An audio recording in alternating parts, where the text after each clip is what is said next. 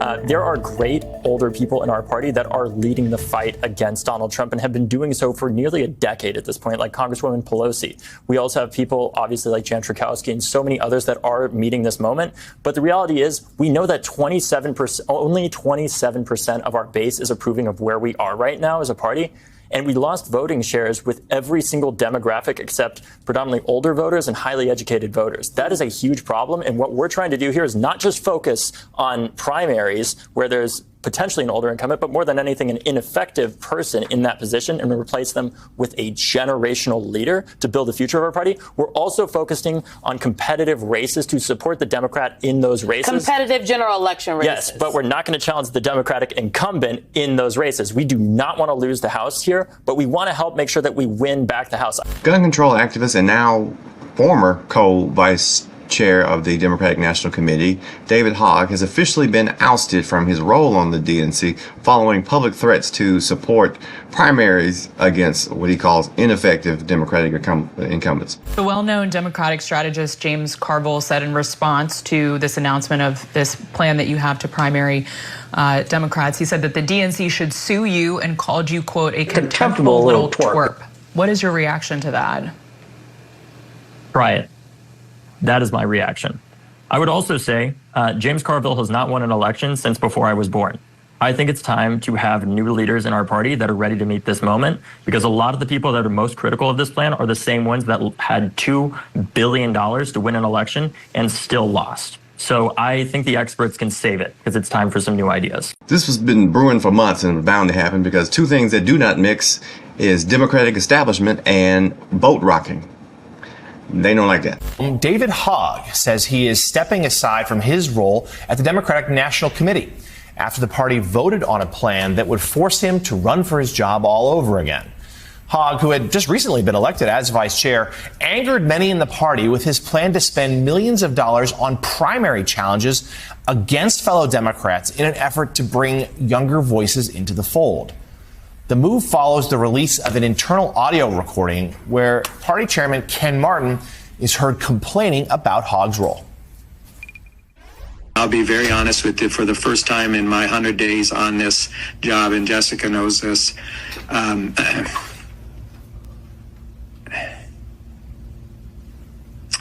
the other night I said to myself for the first time, I don't know if I want to do this anymore. I don't think you intended this, but you essentially destroyed any chance I have to show the leadership that I need to. So it's really frustrating. You just heard from the DNC chair, Ken Martin, who was expressing frustration over his apparent inability to lead, with David having, opinions and trying to change stuff. But now let's hear from David himself. But in case you haven't seen yet, I've decided to not seek re-election for the DNC vice chair role. This fight has gone on way too long, and there are way more important things to be focused on. This vice chair role is largely ceremonial. We need to focus on the fact that Donald Trump is actively deploying the military against American civilians and blatantly violating the Constitution, and that there are so many bigger fights to happen here. The leaders we deserve needs to continue doing the work to challenge the status quo. The pathway forward, in my view, for the Democratic Party is that we need to embrace a healthy culture of competition. The fact that so many people are having to leave our blue states because they simply cannot afford to live there anymore is totally unacceptable. We need to ensure that no matter how blue a state is, that people have the best representation possible, and that people don't go unchallenged simply because of how long they've been there. It should be a matter not of how long you've been somewhere, but what you have done while being there. If the goal of this procedural ouster was to silence David Hogg, then it clearly ain't working.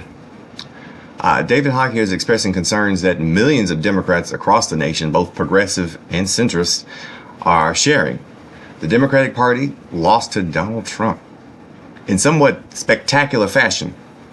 Now, a lot goes into that. Many factors contribute to that fact that don't directly stem from the DNC, but it does at least merit a look under the hood.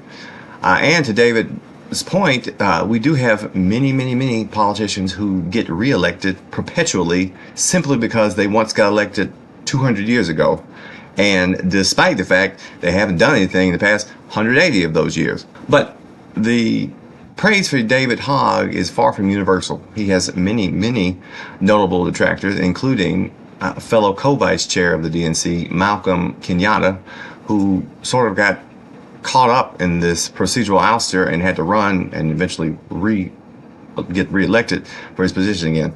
And he's sort of pissed. Take a look. Listen, the Democratic Party needs to change in a big way. That's why I ran, okay? I did not run because I thought everything was going great. I ran because I thought that there were big things that we have to change. But I think for the Democratic Party to change and to be a party that is strong enough to meet this moment, the way we accomplish that is not by 9 people who are elected to lead the DNC trying to dictate the outcomes of our primaries. The way we build a strong Democratic Party that can meet this moment is by doing the unglamorous work that I've been doing now for over 100 days, making sure we have the technological and the human talent to power a DNC that can reach voters wherever they are. And it also means we have to unify our party. Obviously, we're not there right now. Unfortunately, that's why we're having this conversation.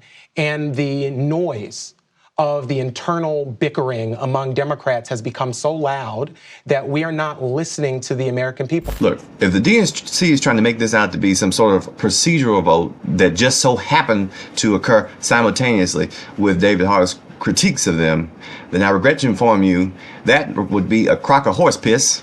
And I don't know about you, but I'm not in the market for horse piss, so I will not be purchasing any. David Hogg was removed because he aggressively pushed against the status quo of the Democratic Party and got aggressively pushed his ass right on out. Look, I've been in party leadership both at the county and state level here. Well, I mean, here to me, not here to you. I don't know where you are. For what feels like 80 years at this point. And infighting is our bread and butter. I mean, if we can conduct a meeting that adopts an agenda just to do the damn meeting, within an hour, I'm looking around the room like, who are these people? Because this is not the Democratic Party I know and love. We fight constantly over everything. That's sort of the way the system works. That being said, David Hogg probably should have been removed. I'll tell you why. Look, like I alluded to, I've been chair of a Democratic Party, and it is not my job to handpick which primary participants I would like to financially support and give them undue influence over the rest of them. That's not my job. It's my job to make running as a Democrat in a Democratic primary easy, accessible, and appealing, and to give as much access as humanly possible to our voting base, our primary voting base, to all of our Democratic candidates. If anything, the DNC puts too much weight in influencing the Democratic primaries. Their thumb is on the scale too heavily. It certainly was in 2016, and it definitely was in 2024 when they encouraged several states to literally cancel Democratic primaries. So the solution is not to, well, let me rig it in my direction from the inside. That's not your job. You know, I think David Hogg and his new PAC, which is called Leaders We Deserve, I think it's a very worthy cause. And if I was not in my role, I would probably support it. So I encourage you to look into it and see if that'd be something that you be willing to support. But it does not belong inside the Democratic Party. You cannot fundraise that runs counter to your role in the Democratic Party. At best, that is a conflict of interest. Look, primaries are a phenomenal thing. They build the strength of the party. But it is not party leadership's job to put their thumb on the scale and try to influence the outcome. Our job is to remove our hands from the system and allow the voters to have as much access to anybody who would like to run as a Democrat as humanly possible.